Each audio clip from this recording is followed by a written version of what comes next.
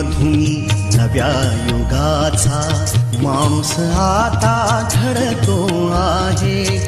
वटवृक्षाच्या विशालतेचा मोहन भाला पडतो आहे.